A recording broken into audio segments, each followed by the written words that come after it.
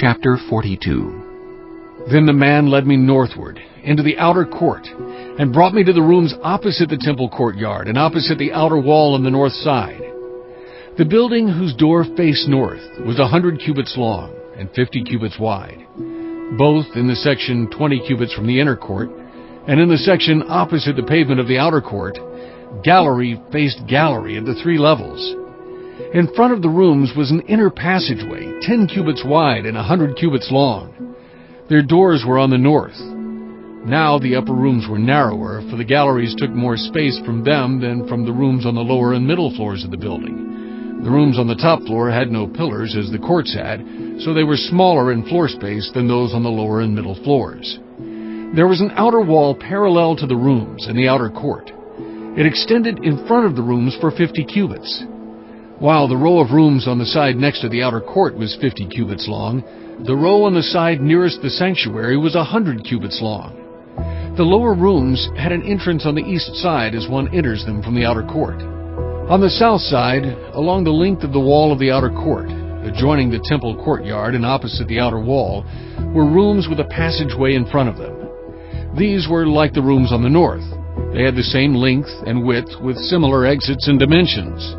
Similar to the doorways on the north were the doorways of the rooms on the south. There was a doorway at the beginning of the passageway that was parallel to the corresponding wall extending eastward, by which one enters the rooms. Then he said to me, "The north and south rooms facing the temple courtyard are the priests' rooms, where the priests who approach the Lord will eat the most holy offerings. There they will put the most holy offerings, the grain offerings, the sin offerings, and the guilt offerings, for the place is holy. Once the priests enter the holy precincts, they are not to go into the outer court until they leave behind the garments in which they minister, for these are holy. They are to put on other clothes before they go near the places that are for the people." When he had finished measuring what was inside the temple area, he led me out by the east gate and measured the area all around. He measured the east side with the measuring rod. It was 500 cubits. He measured the north side. It was 500 cubits by the measuring rod. He measured the south side. It was 500 cubits by the measuring rod. Then he turned to the west side and measured. It was 500 cubits by the measuring rod.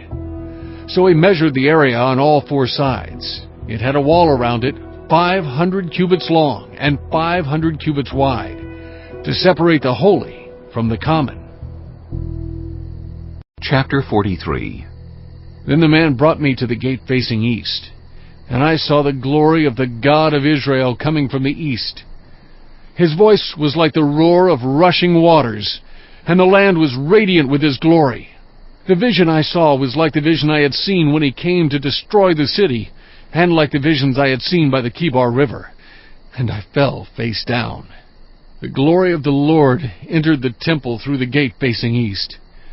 Then the Spirit lifted me up and brought me into the inner court, and the glory of the Lord filled the temple. While the man was standing beside me, I heard someone speaking to me from inside the temple.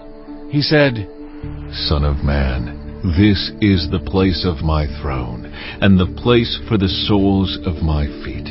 This is where I will live among the Israelites forever.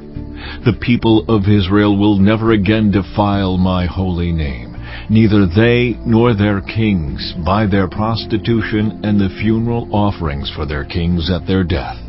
When they placed their threshold next to my threshold, and their doorposts beside my doorposts, with only a wall between me and them, they defiled my holy name by their detestable practices. So I destroyed them in my anger. Now let them put away from me their prostitution and the funeral offerings for their kings, and I will live among them forever. Son of man, describe the temple to the people of Israel, that they may be ashamed of their sins.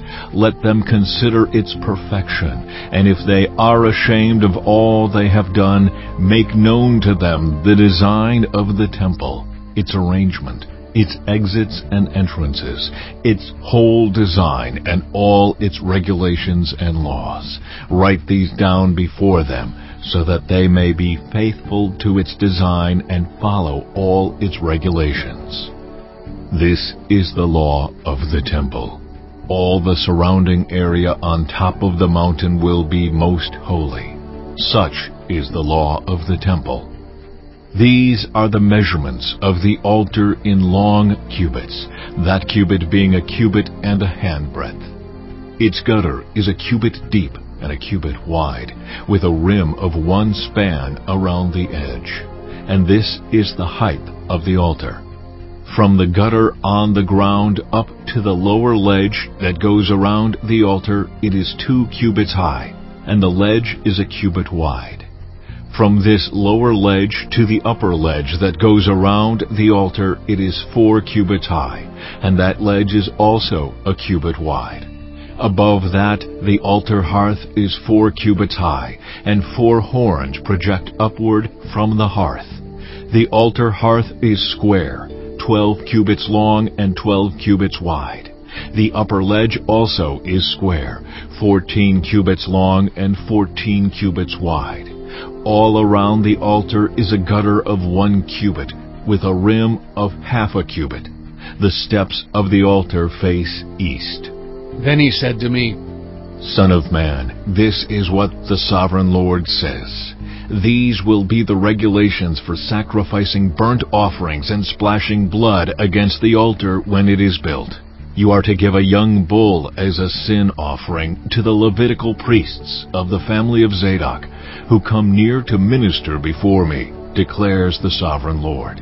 You are to take some of its blood and put it on the 4 horns of the altar, and on the 4 corners of the upper ledge, and all around the rim, and so purify the altar, and make atonement for it. You are to take the bull for the sin offering, and burn it in the designated part of the temple area outside the sanctuary. On the 2nd day, you are to offer a male goat without defect for a sin offering, and the altar is to be purified as it was purified with the bull. When you have finished purifying it, you are to offer a young bull and a ram from the flock, both without defect. You are to offer them before the Lord, and the priests are to sprinkle salt on them, and sacrifice them as a burnt offering to the Lord. For 7 days you are to provide a male goat daily for a sin offering. You are also to provide a young bull and a ram from the flock, both without defect. For 7 days they are to make atonement for the altar and cleanse it. Thus they will dedicate it. At the end of these days, from the 8th day on, the priests are to present your burnt offerings and fellowship offerings on the altar. Then I will accept you, declares the Sovereign Lord.